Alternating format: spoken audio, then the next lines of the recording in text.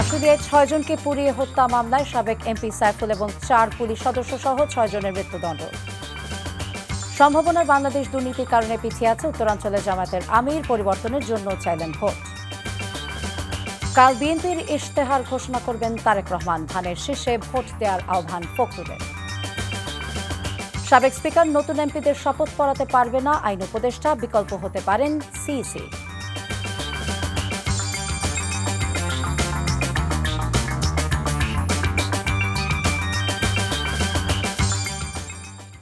আসসালামু আলাইকুম, ফারজানা নাহিদ জানাচ্ছেন টিভিতে সন্ধ্যার খবর। ক্রাউন সিমেন্ট শিরোনাম দেখছিলেন, নিয়ে যাব পুরো খবরে। জুলাই আগস্ট অভ্যুত্থানে সাভারের আশুলিয়ায় ৬ মরদেহ পোড়ানো সহ ৭ জনকে হত্যা মামলায় ৬ জনকে মৃত্যুদণ্ড, ৭ জনকে যাবজ্জীবন এবং ২ জনকে ৭ বছর করে কারাদণ্ড দিয়েছে আন্তর্জাতিক অপরাধ ট্রাইব্যুনাল। ক্ষমা করে দেওয়া হয়েছে এই মামলার আসামি এবং রাজসাক্ষী এসআই শেখ আফজালুল হককে। বিচারপতি নজরুল ইসলাম চৌধুরী নেতৃত্বাধীন ৩ সদস্যের ট্রাইব্যুনাল এই রায় দেন। রিপোর্টে আরও জানাচ্ছেন হাসান জাবেদ।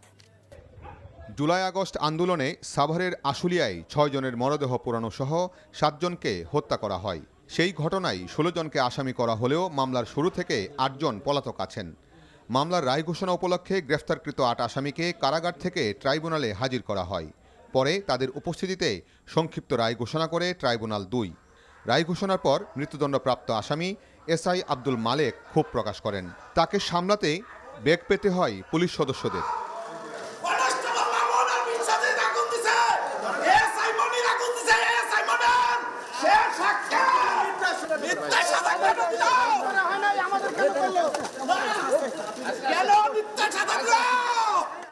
রায়ে পলাতক আসামি সাভারের সাবেক সংসদ সদস্য সাইফুল ইসলাম, সাবেক পুলিশ পরিদর্শক এএফএম সাইদ রনি, এএসআই বিশ্বজিৎ সাহা, যুবলীগ নেতা রনি ভুইয়া এবং গ্রেফতারকৃত আসামি এসআই আব্দুল মালেক ও কনস্টেবল মুকুল চুকদারকে মৃত্যুদণ্ড দেওয়া হয়। ৬ জনকে মৃত্যুদণ্ড প্রদান করা হয়েছে এবং ৭ জনকে যাবজ্জীবন কারাদণ্ড প্রদান করা হয়েছে এবং ২ জনকে ৭ বছরের সশ্রম কারাদণ্ড প্রদান করা হয়েছে। হিটলারের গ্যাস চেম্বারের পরে এই ধরনের ব্রুটালিটি খুব কম হয়েছে।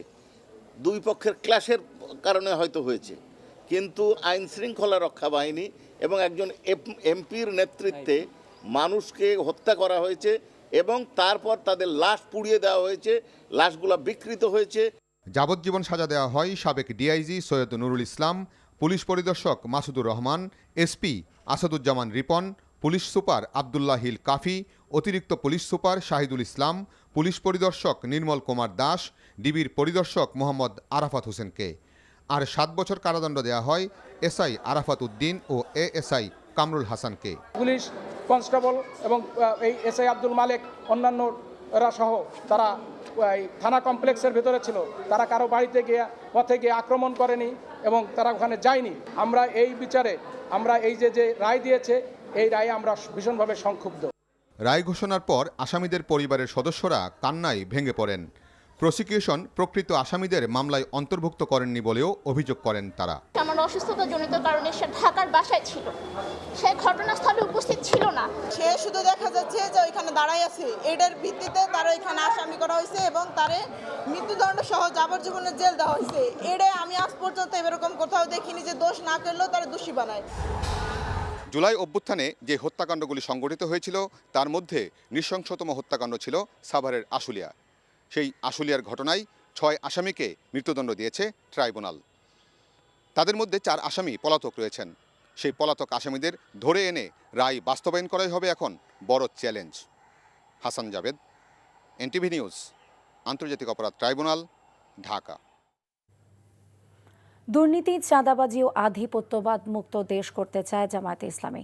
নওগাঁ, চাঁপাইনবাবগঞ্জ, রাজশাহী এবং নাটোরে নির্বাচনী জনসভায় একথা জানিয়েছেন দলটির আমির ডক্টর শফিকুর রহমান। তিনি বলেন, সব ধর্ম ও বর্ণের মানুষ ন্যায় বিচার পাবে, দেশের মানুষ লুটপাটকারীদের আর ক্ষমতায় দেখতে চায় না মন্তব্য করে জামায়াতের আমির বলেন, যোগ্য ব্যক্তিরাই আগামীতে দেশ পরিচালনা করবে। শফি মাহমুদ সাগরের রিপোর্ট। দলীয় নির্বাচনী ইশতেহার ঘোষণার পরদিন জামায়াত ইসলামীর চাঁপাইনবাবগঞ্জ নির্বাচনী জনসভায় নেতা কর্মী সমর্থকদের ঢল। দুপুরের আগেই নবাবগঞ্জ সরকারি কলেজ মাঠ মানুষে পরিপূর্ণ হয়ে ওঠে। নারীদের জন্য রাখা হয় পৃথক স্থান। দুপুর 1টায় জামাত ইসলামীর আমির জনসভায় উপস্থিত হয়ে ভাষণে বলেন, ন্যায় বিচার আর সাম্যের দেশ গড়বে তার দল, যেখানে যোগ্যতা আর মেধার ভিত্তিতে দেশ পরিচালনা করা হবে। বলেন, দেশে আর কাউকে চাঁদাবাজি করতে দেওয়া হবে না। এখন বাংলাদেশের জনগণ পরিবর্তন চায়, পুরোনো বন্দোবস্তের রাজনীতি আর দেখতে চায় না।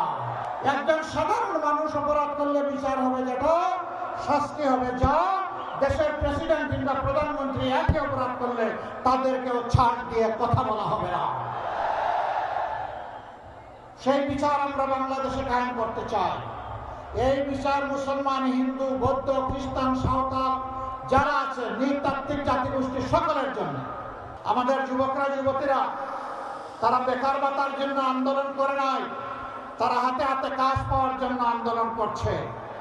আমরা যুবক যুবতীদেরকে ওয়াদা করছি, অঙ্গীকার করছি, তোমাদের হাতে অপমানের ওই বেকার ভাতা আমরা তুলে নেব না, বরঞ্চ তোমাদের হাতে হাতে আমরা তোমাদের হাতগুলোকে দক্ষ হাত বানিয়ে ইনশাআল্লাহ তোমাদের মর্যাদার সাথে যায় সেই মর্যাদাপূর্ণ কাজ তোমাদের হাতে তুলে দেব। খরা, নদী ভাঙ্গন, পানির সংকট সহ নানা প্রাকৃতিক সমস্যায় জর্জরিত বাংলাদেশের বরেন্দ্র অঞ্চল। এ অঞ্চলের মানুষের দীর্ঘদিনের দাবি পানির সংকট সমস্যার সমাধান। জামাত ইসলামীর নেতৃত্বে 11 দলীয় জোট ক্ষমতায় আসলে এ সকল সমস্যার সমাধানে বাস্তবিক পদক্ষেপ গ্রহণ করা হবে। নির্বাচনী জনসভায় এমন অঙ্গীকার করেন দলটির আমির ডাক্তার শফিকুর রহমান। এর আগে নওগাঁয় নির্বাচনী জনসভায় জামায়াত ইসলামীর আমির বলেন, স্বাধীনতার পর থেকে যারাই ক্ষমতায় এসেছে তারাই লুটপাট চালিয়েছে। বক্তব্যে বলেন, দেশের মানুষ এখন পরিবর্তন চায়।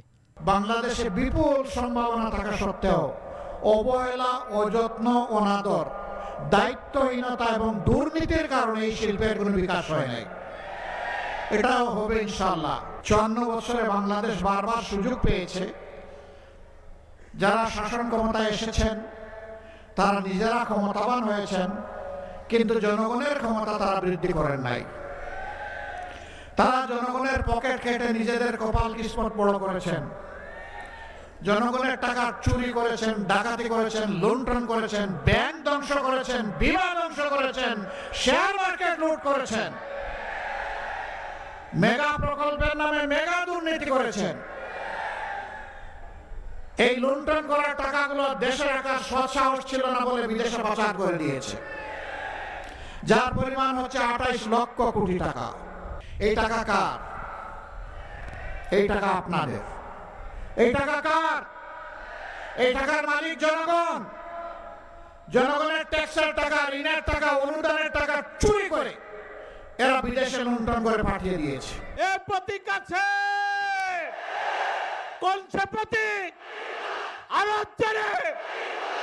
এদিকে বিকেলে রাজশাহীর ঐতিহাসিক মাদ্রাসা মাঠে নির্বাচনী সমাবেশে গণভোটে হ্যাঁ ভোট দেবার জন্য জনতাকে আহ্বান জানান ডাক্তার শফিকুর রহমান। এখানে চৈত্র মাস, তো মাঘ মাসে যে অনেকের মাথা গরম হয়ে গেছে, এরা চৈত্র মাসে কি করবে? ঠান্ডা রাখেন, মাথা ঠান্ডা রাখেন, মাথা গরম করবেন না। রাজনীতি করতে হলে ঠান্ডা মাথায় আসেন। আপনি রেগে গেলেন তো হেরে গেলেন।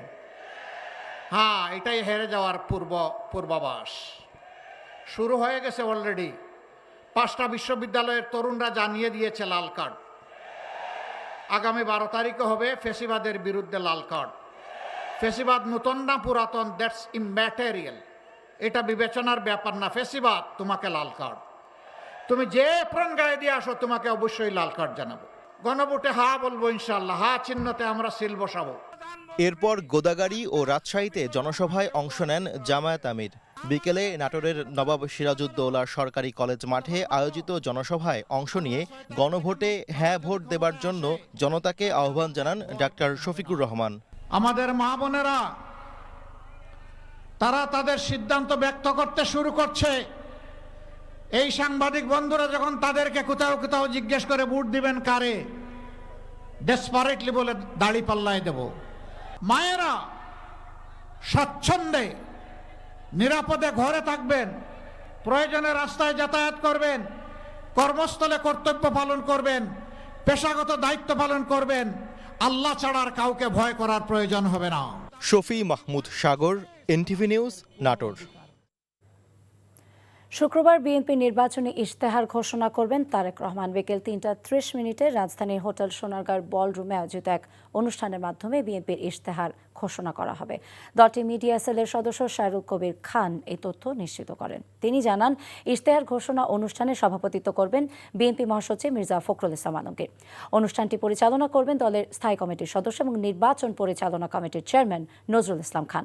এবারে নির্বাচনী ইশতেহারে বিএনপির ঘোষিত ৩১ দফা, জুলাই সনদ এবং তরুণ ভোটারদের আকাঙ্ক্ষাকে সর্বোচ্চ গুরুত্ব দেওয়া হয়েছে। এছাড়াও গণতন্ত্র পুনরুদ্ধার, বিচার বিভাগের স্বাধীনতা নিশ্চিতকরণ, প্রশাসনের বিকেন্দ্রীকরণ, মানবাধিকার রক্ষা এবং দুর্নীতি বিরোধী কাঠামো শক্তিশালীকরণের বিষয়ে গুরুত্বপূর্ণ প্রতিশ্রুতি থাকবে। একই সঙ্গে অর্থনীতি এবং পররাষ্ট্রনীতির ক্ষেত্রেও বিশেষ দিক নির্দেশনা তুলে ধরা হবে বলে দলীয় সূত্র জানিয়েছে।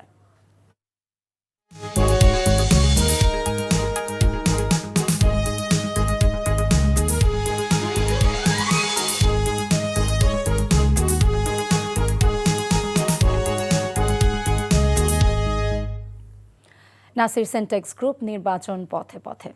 দিন যতই যাচ্ছে বাড়ছে নির্বাচনের উত্তাপ, কথার যুদ্ধে লিপ্ত রয়েছেন প্রার্থীরা।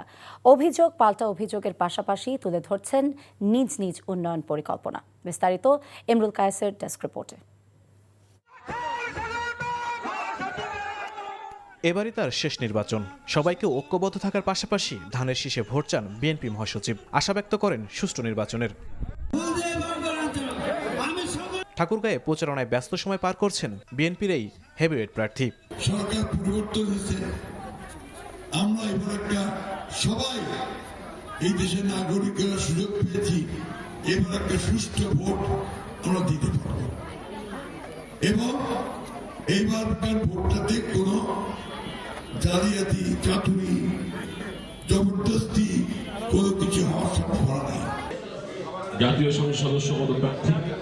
অন্যদিকে সংবাদ সম্মেলনে কালো টাকার ছড়াছড়ির পাশাপাশি বিভিন্ন অভিযোগ তুলে ধরেন জামাতের সেক্রেটারি। খুলনা প্রেস ক্লাবে সংবাদ সম্মেলনে হতাশা ব্যক্ত করেন প্রশাসনের নিষ্ক্রিয়তা নিয়ে। অবৈধ অস্ত্র উদ্ধার করা হচ্ছে না।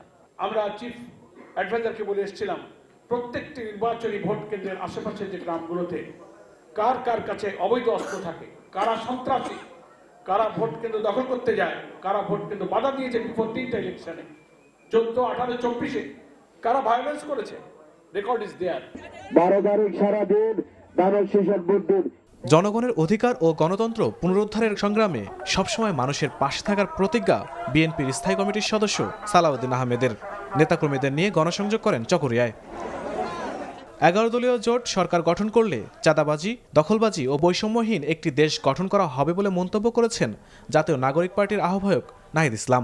আমরা ঐক্যবদ্ধ হয়েছি বাংলাদেশকে আধিপত্যবাদ থেকে দখল মুক্ত করার জন্য, বাংলাদেশকে ফ্যাসিবাদ থেকে দখল মুক্ত করার জন্য, বাংলাদেশকে দুর্নীতিবাজ লুটেরাদের থেকে দখল মুক্ত করার জন্য। জাতীয় সংসদ বগুড়া সদর 6 সংসদীয় আসনে বিএনপি চেয়ারম্যান তারেক রহমানের পক্ষে প্রচারণা চালান দলীয় নেতাকর্মীরা। জামাত প্রার্থী আবিদুর রহমান সোহেল গণসংযোগ করেন 5 নম্বর ওয়ার্ডে। নির্বাচনী প্রচারণায় ব্যস্ত রংপুর 2 আসনের জামাতের প্রার্থী এটিএম আজহারুল ইসলাম।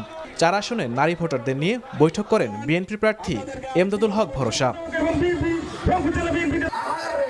এছাড়া কুমিল্লা, মোংলা, নেত্রকোনা, রংপুর, জয়পুরহাট সহ দেশের বিভিন্ন স্থানে ভোটারদের দ্বারে দ্বারে ছুটছেন বিভিন্ন দলের প্রার্থীরা। Imrul Kayes, NTV news desk. ত্রয়োদশ জাতীয় সংসদ নির্বাচনের মাধ্যমে নির্বাচিত সংসদ সদস্যদের কে শপথ পড়াবেন তা নিয়ে সরকার এখনও সিদ্ধান্ত নিতে পারেনি। আইন মোতাবেক স্পিকার বা ডেপুটি স্পিকার শপথ পড়ানোর কথা থাকলেও বর্তমানে স্পিকার নিরুদ্দেশ এবং ডেপুটি স্পিকার কারাগারে থাকায় এ নিয়ে সিদ্ধান্তহীনতা তৈরি হয়েছে। তবে খুব দ্রুতই এ সিদ্ধান্ত নেওয়া হবে বলে জানিয়েছেন আইন উপদেষ্টা ডক্টর আসিফ নজরুল। নজরানা চৌধুরীর রিপোর্ট। ত্রয়োদশ জাতীয় সংসদ নির্বাচনের ভোট গ্রহণের আর বাকি 1 সপ্তাহ। 300 আসনের বিপরীতে লড়ছেন হাজারো প্রার্থী। কিন্তু নির্বাচিত হওয়ার পর তারা কার কাছে শপথ নেবেন তা নিয়ে অনিশ্চয়তার সৃষ্টি হয়েছে। আইন মোতাবেক বর্তমান স্পিকার ও তার অনুপস্থিতিতে ডেপুটি স্পিকারের শপথ পড়ানোর কথা থাকলেও এবারের ক্ষেত্রে তাদের সেই সুযোগ নেই বলে জানালেন আইন উপদেষ্টা। আমাদের বর্তমান সংবিধান অনুযায়ী নতুন যারা সংসদ সদস্য হবে তাদের শপথ গ্রহণ করার কথা হচ্ছে স্পিকারের, স্পিকার না থাকলে ডেপুটি স্পিকারের, ওনারা না থাকলে অন্য বিধানও আছে। এখন আমাদের এখানে স্পিকার, ডেপুটি স্পিকারের মধ্যে একজন নিখোঁজ, আরেকজন জেলে আছেন, তাদের বিরুদ্ধে গুরুতর কিছু মামলা আছে এবং তারা পদত্যাগ করেছেন, বিশেষ করে স্পিকার। ফলে এই অবস্থায় ওনাদের দ্বারা শপথ গ্রহণ করার কোনো রকম স্কোপ আছে বলে আমি মনে করি না। আইন উপদেষ্টার মতে স্পিকার ও ডেপুটি স্পিকারের অনুপস্থিতিতে রাষ্ট্রপতি কর্তৃক নির্ধারিত প্রতিনিধি বা প্রধান নির্বাচন কমিশনার সংসদ সদস্যদের শপথ পড়াতে পারেন। আমাদের সামনে দুইটা অপশনই আছে, একটা হচ্ছে রাষ্ট্রপতি কর্তৃক মনোনীত কোনো ব্যক্তি শপথ গ্রহণ করাতে পারেন। ফর এক্সাম্পল, যেমন হয়তো আমাদের প্রধান বিচারপতি হতে পারেন, আর যদি এটা না হয় তাহলে আমাদের যে প্রধান নির্বাচন কমিশনার আছেন উনি শপথ গ্রহণ করাবেন। কিন্তু সেক্ষেত্রে একটা সমস্যা হচ্ছে, ওটা 3 দিন ওয়েট করতে হবে। আমরা আসলে ওয়েট করতে চাই না, আমরা নির্বাচন হওয়ার পরে যত দ্রুত সম্ভব শপথ গ্রহণের ব্যবস্থা করতে চাই। তবে ভোট গ্রহণের আগেই এ বিষয়ে সরকার চূড়ান্ত সিদ্ধান্ত নেবেন বলেও জানান doctor Asif Nazrul. Nazrana Chowdhury, NTV news, Dhaka. ত্রয়োদশ জাতীয় সংসদ নির্বাচনে যে কোনো ধরনের সহিংসতা এবং নাশকতা প্রতিরোধে আইনের মধ্যে থেকে প্রয়োজনের সর্বোচ্চ বল প্রয়োগ করবে বাংলাদেশ সেনাবাহিনী। সোশ্যাল মিডিয়ায় অপপ্রচারকেই এবারের নির্বাচনের প্রধান হুমকি বলে মনে করছেন তারা। আবির আহমেদ জানাচ্ছেন বিস্তারিত। নির্বাচনকে সামনে রেখে নিরাপত্তা জোরদারে রাজধানীর মোহাম্মদপুরে যৌথ বাহিনীর এই বিশেষ অভিযান। আইন শৃঙ্খলা পরিস্থিতি স্বাভাবিক রাখতে এমন অভিযান অব্যাহত থাকবে বলে জানানো হয়। বৃহস্পতিবার রাজধানীর গুলিস্তানে জাতীয় ফুটবল স্টেডিয়ামে সেনাবাহিনীর কার্যক্রম পরিদর্শন করেন সেনাপ্রধান জেনারেল ওয়াকারুজ্জামান। অংশগ্রহণ করেন ত্রয়োদশ জাতীয় সংসদ নির্বাচন উপলক্ষে আয়োজিত সমন্বয় সভায়। সভা শেষে সংবাদ সম্মেলনে বলা হয়, সুষ্ঠু নির্বাচন নিশ্চিত করতে সব ধরনের চ্যালেঞ্জ নিতে প্রস্তুত সেনাবাহিনী। নির্বাচন কমিশন এবং অন্তর্বর্তী সরকারের যে সংশ্লিষ্ট মন্ত্রণালয়গুলো আছে, অসামরিক প্রশাসন, আইনশৃঙ্খলা রক্ষাকারী বাহিনী, গণমাধ্যম এবং জনগণকে সাথে নিয়ে একটি সুষ্ঠু অবাধ নির্বাচনের জন্য বাংলাদেশ সেনাবাহিনী অসামরিক প্রশাসনকে সহযোগিতা প্রদানের জন্য সার্বক্ষণিকভাবে প্রস্তুত রয়েছে। সামাজিক মাধ্যমের অপপ্রচার রোধে গণমাধ্যমের সহায়তা চাওয়া হয় সশস্ত্র বাহিনীর পক্ষ থেকে। অপপ্রচার, মিথ্যাচার, সোশ্যাল মিডিয়াতে যে এগুলো যদি আমরা রোধ করতে পারি, তাহলে অবশ্যই আমরা সবাই মিলে একটি সুন্দর এবং অবাধ সুষ্ঠু নির্বাচন আমরা উপহার দিতে পারব। এদিকে পার্বত্য চট্টগ্রাম ও দুর্গম অঞ্চলে নির্বাচনের সরঞ্জাম পাঠানো সহ বিভিন্ন বিষয়ে হেলিকপ্টার দিয়ে সহায়তা ও দায়িত্ব পালনকালে বডি ক্যাম ও ড্রোন দিয়ে নির্বাচনী কার্যক্রম মনিটরিং করা হবে বলে জানান বিমান বাহিনী প্রধান। যে কোনো উদ্ভূত পরিস্থিতিতে তারাও ঘাঁটির নিরাপত্তা সহ অন্যান্য যে কোনো পরিস্থিতি মোকাবেলার জন্য প্রস্তুত থাকবে। Abir Ahmed, NTV news, Dhaka.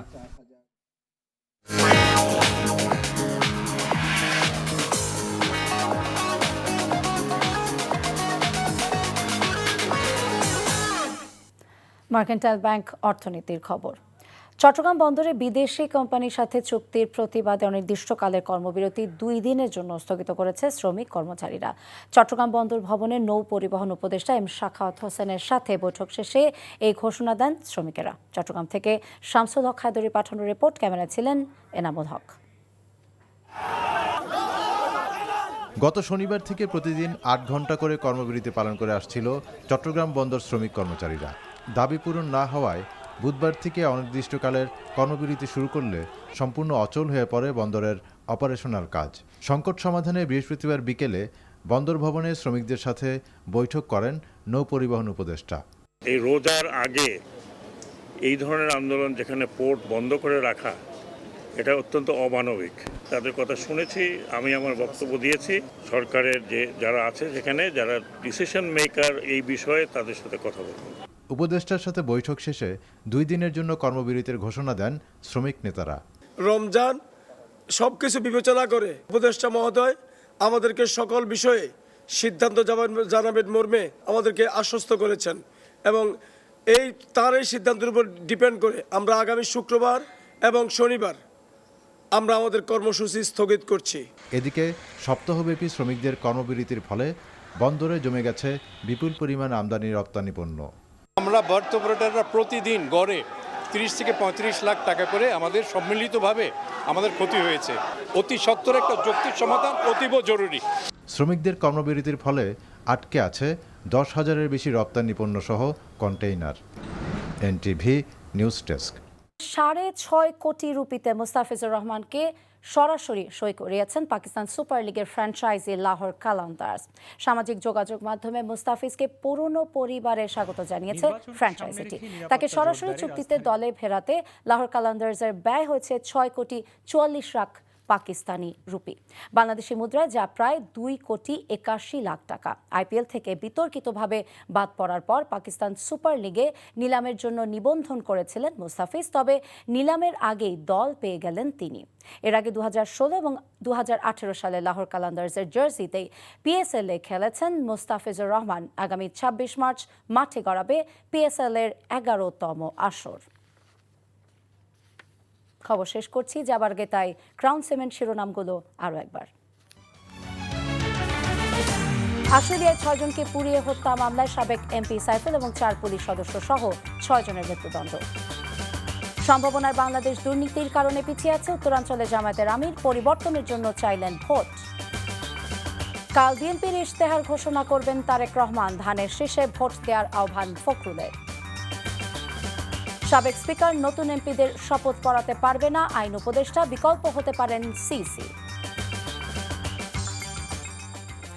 এই ছিল সন্ধ্যার খবরে। এই খবরের ভিডিও সবটি জানতে ভিজিট করুন এনটিভি অনলাইন www.ntvbd.com। এছাড়া এনটিভি জনপ্রিয় সব অনুষ্ঠান এবং খবরের আপডেট জানতে ভিজিট করুন আমাদের ইউটিউব এবং ভেরিফাইড ফেসবুক পেজ। রাত 10:30টায় রাতের খবর দেখার আমন্ত্রণ রইল। সবাইকে ধন্যবাদ।